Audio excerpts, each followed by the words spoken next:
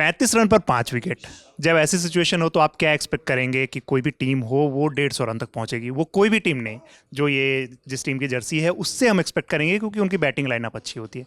लेकिन जब opposition team 150 की जगह 250 के स्कोर के आसपास पहुंच जाए तो आप मतलब उसको देख के हमारे माथे पे शिकन तो आनी ही है, चाहे वो कोई भी इंडियन फ़ैन है उसके माथे पे शिकन आनी ही है। अब इसकी वजह क्या रही है कि वो 35 पे 5 से 250 रन कैसे पहुंचे? इसके पीछे ज़रूर कुछ ना कुछ तो गलती रही ही होगी, क्योंकि उन्होंने इतना भी अच्छा क्रिकेट नहीं खेला है। और वही गलतियां बताने के लिए हमारे साथ मौजूद हैं संदीप जी। और गलतियां कैसे नहीं है यार? किस तरह की बात किस तरह कितनी गलतियां हुई है? एक मैच में 3-3 गलतियां, मैं तो 3 एक साथ मैंने देखी। अरे कैच वैच छूट जाते हैं, हो जाते हैं। ये बात सौरभ सर के सामने नहीं बोल रहे हो। सौरभ सर के साथ कभी मैच खेलो और ये बात बोल दो कि कैच तो छूटते ही रहते हैं।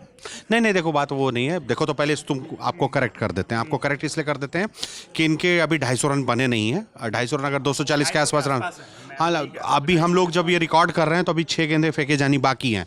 तो अभी मान के चल रहे हैं कि उसके आसपास 20-30 रन दूर, 20 रन दूर हैं कम से कम 250 से। तो उतने रन नहीं बने हैं। लेकिन हाँ, 35 पे 5 हो जाए और उसके बाद 220 पहुंच जाए तो दिक्कत हो रहा था। आप लोग को मैंने क्या कहा था कि आज ऐसे आसार लग रहे हैं कि बांग्लादेश की टीम को बंडल मार देगी टीम इंडिया। ऐसा लग रहा था कि 80-90 के आसपास इसको निपटा देंगे और उस लाइन पे जा रही थी, है ना। शुरुआत में विकेट गया, फिर दूसरा विकेट गया, 2 रन 2 विकेट ऐसा स्कोर देखा था। फुटबॉल का स्कोर मैंने देखा था 2-2।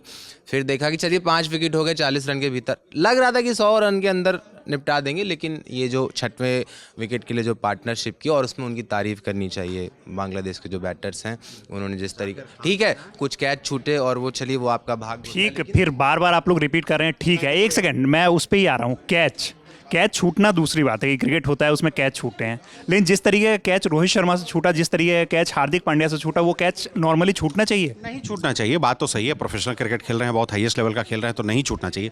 पर क्या ही कर लोगे। और रोहित शर्मा कैसे रिएक्ट किए उससे आपको समझ में आ सकता है। रोहित शर्मा कप्तान होने के बावजूद हैट्रिक वाली बॉल थी, हैट्रिक बॉल, बार बार हाथ पटक के जमीन पे मार रहे थे। मतलब कमेंट्री में बैठे थे लोग, वो बोल रहे थे, ऐसा लग रहा था रोहित शर्मा खुद को गाली दे रहे हैं। देखिए ये सुनील गावस्कर बोले कि ही इज कर्सिंग हिमसेल्फ, इस टाइप का। आप बहुत पहले से मैच देख रहे हैं। शेन वॉर्न का वो याद है कैच? नहीं याद करना। आपको कैसे नहीं याद है? सेम रिएक्शन था। लेकिन उनकी आज की अगर देखिए, शेन वॉर्न कैच ड्रॉप आप गूगल पे डालिए, पहला नंबर वही आता है। छोड़ो यार, अगर ये मैच हार जाते हैं तो कौन होगा जिम्मेदार? तो उसके बाद तो फिर रोहित भाई से बात करेंगे हम लोग, डायरेक्ट कम्युनिकेशन। तो अभी तो मतलब अभी तक कैच छूटना नॉर्मल है, लेकिन मैच हार जाएंगे तो फिर उसके बाद तो पता समझ में आएगा ना कि कितनी बड़ी गलती थी। दूसरी पूरी इनिंग पड़ी है, बैटर है हमारे पास क्या, बैटिंग लाइनअप दुनिया का सबसे बड़ा भयंकर। ऐसा है ना कि अगर बांग्लादेश की बॉलिंग लाइनअप के खिलाफ अगर 250 रन आप चेज नहीं कर सकते हैं तो आप चैंपियंस ट्रॉफी जीतने लायक नहीं है। बहुत सिंपल सीधी बात। अगर 250 रन आपसे बांग्लादेश के खिलाफ चेज नहीं होगा तो आप चैंपियंस ट्रॉफी जीतने लायक नहीं है। फिर भूल जाइए, फिर पाकिस्तान मैच भी आप हारेंगे। और कल जिस तरह से न्यूजीलैंड ने खेल दिखाया पाकिस्तान को, उसके डोमेस्टिक मतलब अपने घर में जिस तरह से हराया, तो उससे समझ में आ जाता है कि भैया बहुत अच्छा क्रिकेट आपको देखने को मिलेगा। खैर वो सब छोड़ देते हैं। इस बीच में सबसे बड़ी अच्छी खबर है, देखो बुरी खबर तो आपने सुना दिया, शमी भाई 5 विकेट एकदम आईसीसी टूर्नामेंट उसी अंदाज में शुरू किए जैसा वर्ल्ड कप में छोड़ा था। पहले मैच में जब आए थे, पहले शुरुआत में तो शमी भाई को खिलाया नहीं गया था, याद है ना? वो 19 नवंबर की दरमियानी रात, हार्दिक पांड्या, जो हम याद नहीं करना चाहते। आप वहाँ चले जाते हैं। 19 नवंबर पे नहीं जाना है ना, 19 नवंबर के अलावा नहीं, एक बड़ा अच्छा स्टैट अभी जब चर्चा हो रही थी, मोहम्मद शमी विकेट लिए उस दौरान चर्चा, कम गेंदें फेंक कर उन्होंने 200 विकेट हासिल किए। और जितने भी दिग्गज गेंदबाज हमारी पीढ़ी के रहे, हमसे पहले की पीढ़ी के रहे, जिनको देखकर तमाम बड़े से बड़े बल्लेबाज खौफ खाते रहे, उन सबको पीछे छोड़ना है ना। और बात वही कि हम लोग कहते हैं कि कोई खिलाड़ी बड़े मैच का प्लेयर है, तो हम शामी के साथ ये चिपक गया है कि वो आईसीसी टूर्नामेंट्स के प्लेयर हैं। या अगर आईसीसी टूर्नामेंट आया है और अगर उसमें शमी बॉलिंग कर रहे हैं तो वो अलग ही, जैसे मतलब आप देखिए हम इंडिया टीम से सबसे ज्यादा आईसीसी इवेंट्स में सबसे ज्यादा विकेट लेने वाला बॉलर है।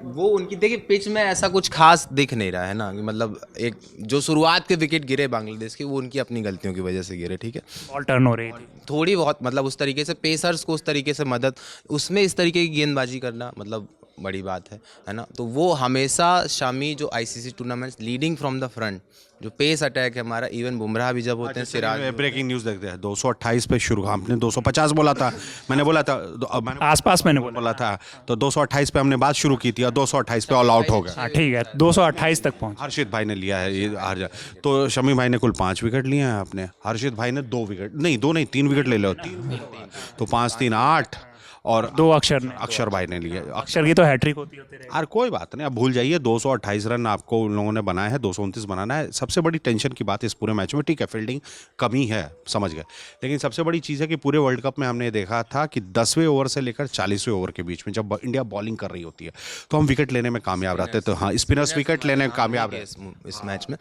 है ना। वो 10 से 40 में विकेट जो नहीं गिरा ना, वो टेंशन वाली बात है। टेंशन इसमें से क्योंकि हमने जो टीम भेजी वो स्पिनर्स के साथ पैक्ड, एकदम स्पिनर्स पैक टीम है, और वो स्पिनर्स अगर काम नहीं करे तो मुझे लगता है कि अगले मैच में टीम दूसरे ऑप्शंस को ट्राई करना चाहिए, क्योंकि अगला मैच अगर हम यहाँ से जीतते हैं तो अगला मैच एक प्रेशर मैच होने वाला है, क्योंकि पाकिस्तान अपना मैच पहला मैच हार चुका है, तो उनके ऊपर जीतने का एक मनोवैज्ञानिक दबाव है, क्योंकि बड़ा अच्छा लगेगा यार पाकिस्तान सेमीफाइनल भी ना पहुंचे, तो आपसे हार जाएगी तब तो वो ऑलरेडी बाहर हो जाएगी। अच्छा वही बात तो मैं कहना चाह रहा हूँ। आपसे अगर हारने के बाद वही तो पाकिस्तान बाहर। नहीं, वो पाकिस्तान नहीं, वो कल के परफॉर्मेंस के बाद लगा कि वो टेस्ट मैच की तैयारी कर रहे आप हैं, इमेजिन वो अगर करो, WTC की तैयारी कर रहे हैं। पाकिस्तान ग्रुप स्टेज से बाहर और पाकिस्तान में ही हो रहा है टूर्नामेंट, है ना, और थोड़े बहुत एक हमारे मैच उनके अपने मैच वहाँ हो रहे हैं, हम दुबई में खेल रहे हैं। भाई पूरा सोशल मीडिया, लेकिन होस्ट तो पाकिस्तान को ही माना जा रहा है ना, पूरा सोशल मीडिया कल आप देख लो तो उनका यही कहना है 19 तारीख से टूर्नामेंट स्टार्ट हुआ है, 23 तारीख को ये टूर्नामेंट पाकिस्तान के लिए खत्म होने जा रहा है।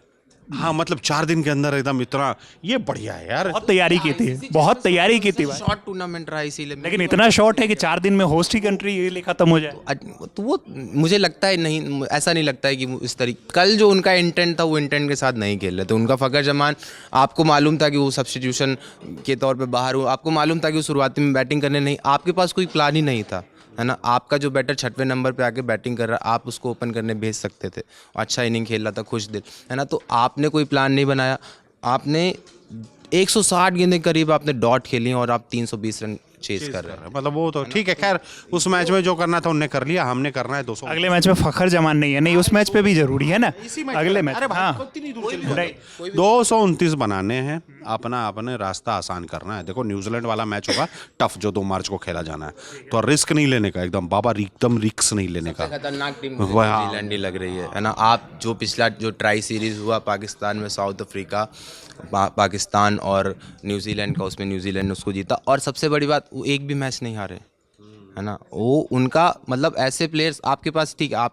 आपने उसको चोट लगी वो जो रचिन रविंद्र, लेकिन आपके पास उसको कंपनसेट करने के लिए आपके पास खिलाड़ी हैं। वो उस तरीके की बात है कि मुझे मौका दीजिए, मुझे मौका दीजिए, मुझे मौका दीजिए। हम लोग जो चर्चा करते हैं वही स्टार्ट कि पहले 10 ओवर में भारत ने 5 विकेट लिए और आखिरी 10 ओवर में 5 विकेट लिया। हम लोग जो पूरे वर्ल्ड कप में, हाँ 11 से 40वें ओवर के बीच में एक भी विकेट नहीं गिरा। ये हमारी कभी स्ट्रेंथ हुआ करती थी, 11 से 40। एक मैच है, इसको बहुत ज्यादा ये नहीं, उतना गौर नहीं करते। खैर 229 चेज करना है, देखते हैं। लेकिन ये जो मैच है, एक और चीज़ लास्ट है कि इस मैच में जिस तरीके से हुआ कि आपने कहा बताया कि शुरू के 10 ओवर में और आखिरी के 10 ओवर में विकेट्स गए, लेकिन 8 विकेट हमारे पेसर्स ने लिए हैं। और जो बार बार ये कहा जा रहा है कि दुबई की पिच पे या यूएई में जो मैच हो रहा है उसमें स्पिन बहुत ज़्यादा भूमिका निभाएगी, लेकिन परसेप्शन देखो, बात क्या है ना कि टीम इंडिया पहले भी जिस क्रिकेट खेलती थी कि वो अपने बेस्ट 5 बॉलर को लेकर जाती थी टूर्नामेंट में, ठीक है। आपके लिए एक लग्जरी ये है कि हार्दिक पांड्या गेंदबाजी कर सकते हैं और इस तरह की गेंदबाजी कर सकते हैं कि आप उनसे 10 ओवर की भी उम्मीद कर सकते हैं, यानी कोटे के ओवर पूरे कर सकते हैं, 10 ओवर का जो कोटा है। तो आपके पास एक तरह से देखा जाए तो 3 पेसर है, तो आपके पास 2-3 स्पिनर खिलाने की लग्जरी आ गई है, तो आप उसका बेनिफिट उठा रहे हो और कुछ नहीं है। और आपको लग रहा है कि सिर्फ स्पिनर है, ऐसा नहीं है कि वो बैटिंग नहीं कर सकते। आप अक्षर पटेल और रविंद्र जडेजा की बात कर रहे हैं, जिनको आप 10-10 स्पिनर्स में गिन रहे हैं, तो वो बैटिंग भी दे सकते हैं। 3 ऑलराउंडर्स की टीम है यार।